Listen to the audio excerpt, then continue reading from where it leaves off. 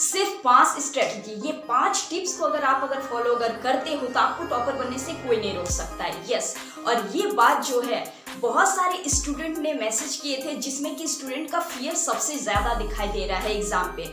और अगर आप फियर करोगे तो फिर आप अच्छे से अपने परफॉर्मेंस को दे ही नहीं पाओगे।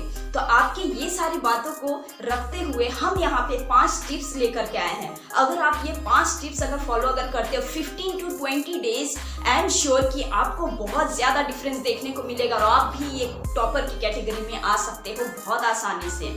यस, सो आज का ये वीडियो बहुत ही इंपॉर्टेंट रहने वाला है। वेलकम टू एवरीवन, यहाँ पे सभी का स्वागत है आपके अपने चैनल में। चलिए हम लोग यहाँ पे स्टार्ट करते हैं और समझते हैं कि कौन सा ये 5 टिप्स है, कौन सा ये 5 रूल्स है। अगर इस रूल्स को आप फॉलो करते हो तो आप अपने एग्जाम में बहुत ही अच्छे मार्क्स से पास आउट करोगे। देखिए, मैटर ये नहीं करता है कि आप दिन में कितने घंटे पढ़ते हो। बहुत सारे स्टूडेंट ऐसे भी मैंने देखे हैं कि वो स्टूडेंट दिन भर में 10 घंटा 15 घंटा ऐसे पढ़ते भी है, लेकिन आवर को आपको प्रोडक्टिव लाना होगा। मतलब कि आप अगर 3 से 4 घंटा या फिर आप 2 से 4 घंटा ही अगर पढ़ रहे हैं तो उसमें आपको अपना फुल फोकस, फुल कंसंट्रेशन, आपको अपना पूरा प्रोडक्टिविटी उसी में आपको लगाना है। उस जो आवर में उसमें आपको थोड़े से भी डिस्ट्रैक्शन नहीं जरूरी है। ठीक है, किस तरीके से? देखिए, सबसे पहला रूल्स हमारा यही कहता है, और ये रूल्स ऐसे ही नहीं है, ये रूल हमारे भारत के वैदिक के अनुसार मैं आपको कह रही हूँ। यस, और ये रूल क्या है भाई? ये रूल है आवर प्रोडक्टिव रूल। ठीक है, मतलब कि 2 स्टूडेंट का आप समझिए कि एक स्टूडेंट जो कि सिर्फ 2 से 4 घंटा पढ़ के ही बहुत अच्छे मार्क्स ला रहे हैं, जो कि टॉपर्स में आ रहे हैं। एक ऐसा भी स्टूडेंट होता है कि 5 से 6 घंटा लगे पड़े हैं पढ़ने में, और क्या जो पढ़ लेते हैं हम लोग, मतलब रटते हैं, लेकिन फिर भी बहुत किसी का उसमें नंबर नहीं आ पाता है। ऐसा क्यों होता है?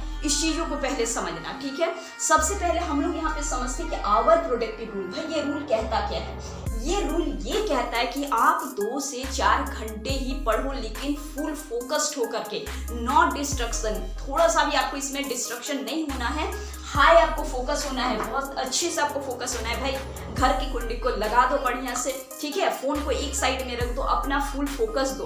पूरी जिंदगी, पूरी लाइफ पड़ी हुई है, आप किसी को भी कहीं भी आप टाइम दे सकते हो, लेकिन ये जो आपका जो टाइम जो है ना, बोर्ड एग्जाम के पहले का जो टाइम, हम आपको कह रहे हैं कि ये जो आपका जो टाइम है बहुत प्रोडक्टिव है। आज भी कितना है भाई फरवरी, आज कौन जो देख रहे हैं पता नहीं हमको कि किस डेट में आप ये देखेंगे, लेकिन जब से भी आप देख रहे हैं आप इस रूल को फॉलो करो, बहुत ज्यादा हेल्प होने वाली है। आप ये मत सोचो कि इतने कम टाइम में भाई क्या ही हम उखाड़ लेंगे, पहले तो कुछ नहीं पढ़े थे, बहुत डर है, तो क्या कैसे कंप्लीट होगा, क्या क्या पढ़े क्या क्या नहीं, क्या क्या पढ़ना है क्या क्या नहीं पढ़ना है, किस में कितने नंबर्स आएंगे, कॉपी कैसे चेक होते हैं, टीचर्स कैसे करके चेक करते हैं, आप किस तरीके से लिख सकते हैं, सारे वीडियोस बताए हुए हैं, जा करके देख लो भाई एग्जाम से पहले। ठीक है, और ये जो है आपका एग्जाम से जो पहले वाला जो time, this is a golden time, ये आपके लिए गोल्डन टाइम है। आप इसमें इस 5 टिप्स को जरूर फॉलो करें, आई एम श्योर आपको बहुत बेनिफिट होने वाला है। तो सबसे पहला रूल हमारे यहाँ पे क्या है? हाई फोकस होना है। 2 से 3 घंटा भी आप अगर पढ़ते हो तो हाईली फोकस हो। देखो भाई अब एग्जाम सामने है,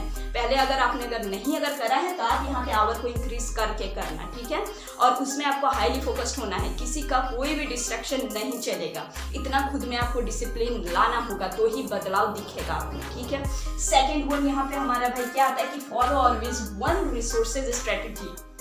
आपको हमेशा एक ही रिसोर्स को फॉलो करना है। एक रिसोर्स इन द सेंस क्या होता है कि हम कभी एनसीईआरटी बुक को लेकर के बैठ जाते हैं, कभी आर डी शर्मा लेने लगते हैं, कभी अरिहंत में पढ़ने लगते हैं, ऐसे वगैरह अलग अलग हम लोग देखते हैं। कभी कोई फ्रेंड से अगर बात हो गया, भाई तू कौन सा पढ़ रहा है, अच्छा ये वाला, तो चलो अब उधर आपका दिमाग चला जाता है। तो कौन सा ऐसे सैंपल सेट ले भाई मार्केट में कि मेरा सब कोर्स यहाँ पे कवर अप हो जाए? भाई ऐसे कुछ नहीं होता है। अगर एनसीईआरटी अगर पढ़ते हो टू द लाइन एनसीईआरटी ही पढ़ो, क्योंकि मैंने आपको बहुत बार बताया कि टीचर जो कॉपी जो चेक जो करते हैं उनको भी एक आंसर की मिलता है, और उसमें हूबहू आपका एनसीईआरटी का ही लाइन ज्यादा रहता है, इसीलिए फोकस उसी पे ज्यादा करो। आप जो भी पढ़ते हो, जो भी बुक से पढ़ रहे हैं, नॉट इशू, ठीक है, कोई भी आप बुक से पढ़ रहे हो तो उसी बुक पे फोकस करो, इधर उधर इसका उसका बात सुन करके आपको नहीं देखना है। ठीक है, यहाँ पे आपको क्या करना है भाई, एक रिसोर्स स्ट्रेटेजी आपको यहाँ पे फॉलो करना है। कोई भी बुक, कोई भी सैंपल सेट ले रहे हो, बुक कोई भी पढ़ रहे हो, उसको अच्छे से पढ़ो, उसी पे ध्यान दो। और सबसे ज्यादा ब्रह्मास्त्र हम अगर कहें आपको तो PYQ है भाई। PYQ को बिना सॉल्व किए हुए कभी मत जाना एग्जाम में, इतने ज्यादा आपको इसमें बेनिफिट मिलता है कि मैं आपको क्या ही कहूँ। ठीक है, सो आप PYQ को देखो, आप पहले बुक पढ़ो, आप उसमें थ्योरी को बढ़िया से एकदम देखो, उसके बाद आप PYQ को आप सॉल्व करो। बस यार इनफ है, इतना भी अगर ईमानदारी से अगर कर लोगे ना तो बहुत अच्छे नंबर आने वाले हैं, लेकिन फुल फोकस्ड होकर के करना है। थर्ड वन भाई क्या है हमारा, अभी जो हमको जनरली ज्यादा देखने को मिल रहा है, कुछ स्टूडेंट भी ऐसे मैसेजेस कर रहे हैं, मतलब रोना धोना टाइप में दे रहे हैं भाई कि ओवर थिंकिंग के कारण, फियर होने के कारण। I am request to you, please आपसे रिक्वेस्ट है कि आप अपने फियर को साइड में रखें। अगर फियर अगर आपका अगर रहेगा तो जितना % आप पढ़े हैं इतने दिन में ना वो भी बेकार हो जाएगा। इसीलिए पहले ही डर को हटा दो। मॉडरेट लेवल के क्वेश्चन आते हैं बोर्ड में, ठीक है। ऐसा कोई क्वेश्चन नहीं सेट होता है कि बहुत ही हार्ड रहता है, ऐसा नहीं रहता है। तो आपको अच्छे से अभी भी अगर आप फोकस्ड करो, हम कह रहे हैं अभी भी, आज है ना, आज कितना तारीख है आप देख लो, आज से भी आप अगर फोकस्ड अगर करोगे तो बहुत अच्छे रिजल्ट आएंगे। आप 4 से 5 घंटा यहाँ पे जोड़ दो, फुल फोकस्ड आपको होना है, ठीक है। किधर भी आपको डिस्ट्रक्शन नहीं होना है, फोन पे एक साइड रखो। फोन अब ये हमारा क्या है कि ओवर थिंकिंग, बहुत ज्यादा अगर ओवर थिंकिंग अगर होता है तो अपना इशू को लिखो, कॉपी में लिखो, कॉपी में लिखो कि क्या क्या भाई तुमको ओवर थिंकिंग, उतना भी क्या तुमको टेंशन है, कॉपी में लिखो और एक एक करके उसको सॉल्व करो। और अभी आपका सबसे बड़ा जो है वो आपका एग्जाम है, आपको बस इसी में अभी फोकस्ड होना है, ठीक है ना यार। पढ़ने से ही तो हो जाएगा, इतना भी क्या बड़ा उखाड़ना है आपको, पढ़ने से ही तो हो ही ना जाएगा। और अगर फिजिक्स में, साइंस में आपको कोई भी आपको प्रॉब्लम है, आप हमसे पूछिए, सारा वीडियोस आपका पड़ा हुआ है भाई फिजिक्स में, 10th का 9th का, देख लीजिए वो सब। हम तो इतना कह रहे हैं कि इतना इजी लैंग्वेज से दिया गया है कि आप बहुत ही अच्छे से लिख पाओगे। उसके अलावा जितना क्वेश्चन का आंसर लिखोगे वो तो भाई ठीक है, वो तो एग्जाम में ठीक है, उसके अलावा भी आप 10 से 15 मार्क्स को इंक्रीज कर सकते हैं। किस तरीके से? अपनी कॉपी को अच्छे से सजा के, ठीक है। प्रेजेंटेशन टिप्स जो कि लास्ट में आपको हम बताएंगे यहाँ पे, ठीक है। इसके अलावा भी 2-3 वीडियो में हम कवर अप कर चुके हैं, देख लो वो सब चीज। फियर काहे के लिए करने का, ठीक है, फियर को हटाओ और भाई काम खत्म, ओवर थिंकिंग आज से नहीं करना है। और एक है ओवर थिंकिंग को कम करने के लिए सबसे अच्छा है थोड़ा स्लीप लो एंड ब्रीथ कंट्रोल करो। ये क्या है भाई? ये ऐसा है कि मान लीजिए आपको बहुत ज्यादा ओवर थिंकिंग हो रही है, आप 30 सेकेंड के लिए अपने ब्रेथ लीजिए, जैसे एक लंबी सांस लो, आराम से छोड़ो, देन वो चीज को समझो कि करना क्या है आगे और अपने काम पे लो, ठीक है, अपने काम पे जाओ। एग्जाम में अगर मान लो कि कोई भी क्वेश्चन आ नहीं रहा है, बिल्कुल भी बौखलाना नहीं है, दिमाग को स्ट्रेस आउट करना है। 30 सेकेंड अपने डीप ब्रेथ लो, अच्छा से छोड़ो, देखना तुमको याद आएगा ही आएगा, ठीक है। 1-2 पॉइंट को तुम याद खाली करो कि ये कौन से चैप्टर से है, कौन से चैप्टर से है, कौन सा टॉपिक है, अच्छा उससे रिलेटेड आपको कुछ भी अगर आया आप भर दिया करो, ठीक है। क्वेश्चन आपको बिल्कुल भी छोड़ना नहीं है, ये चीज को एकदम माइंड में बैठा लो। कीवर्ड अंडरलाइन, बहुत सारे ऐसे मेथड हमने बता के रखे, आप प्लीज उसको फॉलो करो जा करके। ऑलराइट, अब देखिए सबसे यहाँ पे जो हमारा बोनस जो आता है ना, super important tips, that is called presentation. Presentation highly matter करता है आपके कॉपी में। एक ऐसा भी स्टूडेंट होता है जो कि मान लीजिए कि 10 में 10 क्वेश्चन लिख करके आया है, लेकिन एक ऐसा स्टूडेंट होता है जो कि 10 में 8 भी अगर लिख के अगर आएगा तो उसमें उसका ज्यादा नंबर आया है। बताइए ऐसे क्यों? क्योंकि उसके प्रेजेंटेशन कॉपी में बहुत अच्छे थे। अब मैं ये नहीं कह रही हूँ कि आप क्वेश्चन को छोड़ के आइए, बिल्कुल भी नहीं। जितना भाई सारा अटेम्प्ट करके आना, सारा अटेम्प्ट करके आना। आप अब जो मन सो मत भर देना, सारा अटेम्प्ट करके आना, इन द सेंस कि कोई क्वेश्चन अगर आपको अगर नहीं भी अगर आता, उससे रिलेटेड आपको कुछ भी अगर आए तो आप भर दिया करो। क्योंकि टीचर कभी नहीं चाहता कि आपके कम नंबर दे, आपको फेल करे, ठीक है। वो हमेशा चाहते कि कुछ बच्चा ऐसे भी लिखे जिसमें कि हम यार 1-आधा नंबर भी तो दे इसमें, तभी तो उसको बचा पाएंगे। सो ये वाला चीज जरूर करके आना।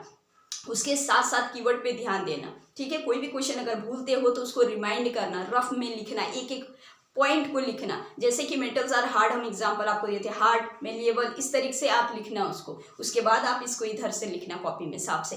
कॉपी के जिस भी पेज में आप लिखते हो उसके साइड में कभी भी रफ मत करना, पीछे में करना। ये सारे बहुत सारे टिप्स दिए गए हैं, उसको फॉलो करना। तो प्रेजेंटेशन हमारा क्या है कि हमेशा सीक्वेंस को फॉलो करके लिखना है। कोई भी सेक्शन को अटेम्प्ट करो, दैट डजंट मैटर, लेकिन अगर कोई भी सेक्शन पे अगर लिखते हो तो उसके सीक्वेंस में ही आपको जाना है, ठीक है। मान लो कि सेक्शन बी आप ले रहे हो, सेक्शन बी अगर 15 क्वेश्चन अगर स्टार्ट है तो 15, 16, 17 इसी तरीके से आपको लिखना है। अब ऐसा नहीं कि 15 सी बी सेक्शन से ले लिए एक, फिर डी सेक्शन से उठा करके लिख लिए एक, ऐसे बिल्कुल भी मत करना। टीचर यहाँ पे क्या होता है भाई, इरिटेट हो जाता है और अच्छे लिखने के बावजूद भी आपके नंबर यहाँ पे कट कट आउट होते हैं, ठीक है। तो ये सारे चीज़ों को फॉलो ज़रूर करना। आफ्टर दैट आपको रफ अगर करना है तो लास्ट पेज में हमेशा से भाई करना कट रफ, जो भी चीज़ यहाँ पे आपको करना है, ठीक है। अटेम्प्ट ऑल द क्वेश्चन और यूज गैप। गैप मतलब कोई भी अगर आंसर अगर लिख रहे हो डिफरेंसेस में या फिर पैराग्राफ में, तो हमेशा 3 पैराग्राफ देना, पहले थोड़ा सा इंट्रो देना, जिस टाइप से नंबर गिवन है क्वेश्चन में उसी टाइप से लिखना, ठीक है। बीच में आपको गैप देना, ऐसे नहीं पूरा सटा के बहुत एकदम बीच एकदम जो लिखता है कॉपी बहुत फालतू लगता है, ठीक है। सो आपको यहाँ पे गैप यूज करना है, बॉक्स यूज करना, कोई भी न्यूमेरिकल का आंसर जो आता है उसमें इसको बॉक्स में घेर देना, यूनिट पे ध्यान देना, साफ सुथरा लिखना, ठीक है। काटना अगर होगा, मान लो कि ये हमारा ऐसे जैसे कि ये कंट्रोल ही है ना, ये कंट्रोल, और मान लो कि ये गलत हो गया, अब हमको इसको काटना है, ऐसे करके बस काट दो। इतने सुंदर से काटो कि कटा हुआ भी ना दिखे, हाँ इतने सुंदर से काटो कि कटा हुआ भी ना दिखे। अब इसको ऐसे गजगज ऐसे अगर कर देते, क्या भाई देख के ही लगता है कि कितना कचरा भर गया है कॉपी में। तो कॉपी को अपना आईना बनाओ, कॉपी को बहुत सुंदर से लिखो, अपना इंप्रेशन बढ़ाओ। ट्रस्ट में 5 से 10 नंबर तो आप ऐसे ही उठा के ले जाओगे, ठीक है। इतना हो गया भाई बात। अब देखिए गैप, बॉक्स और आपको रिकॉल पॉइंट स्ट्रेटेजी, जो हमने जो बताया कि कोई भी क्वेश्चन आप अगर भूल रहे हो तो आप उसको रिकॉल करके भी याद कर सकते हो, लेकिन आपको ज़्यादा टाइम उसमें नहीं देना है, 1 से 2 मिनट आप उसको देना। अगर आपको रिकॉल आ रहा है ठीक है भाई तो कर लेना, अब उसी को याद करने एकदम बैठ गए तो फिर बाकी जो है उसको भी तो पूरा करना है ना। सो पहले ये सारे चीज़ों को ध्यान देना। सो ओवरऑल हम लोग यहाँ पे भाई क्या देखें कि 5 रूल्स हम लोग करें। सबसे पहला तो भाई आपका ब्रह्मास्त्र रूल था कि आपको फोकस्ड होकर के अपने आवर को प्रोडक्टिव बनाना ही बनाना है। Second one, the follow always one resources. Third one is over thinking को खत्म करना है, जो भी ब्रेथ कंट्रोल 30 सेकेंड टू, ये भी समझ गया आप, ठीक है। अब देखिए प्रेजेंटेशन जो कि हाईली इंपॉर्टेंट है, यहाँ पे जितना भी हम बताए हैं इतना तो आप सुन ही लिए होंगे, इसके अलावा भी बहुत सारे दिया है, बार बार हम कह रहे हैं कि आप लोग जाकर के देख लीजिए एंड फ्रेंड तक शेयर जरूर करो भाई, ठीक है। सब्सक्राइब करो ना करो आपकी मर्जी है, ठीक है, कर देना तो और बेटर है, क्योंकि आपको यहाँ पे इंफॉर्मेटिव वीडियो मिलती ही है। अभी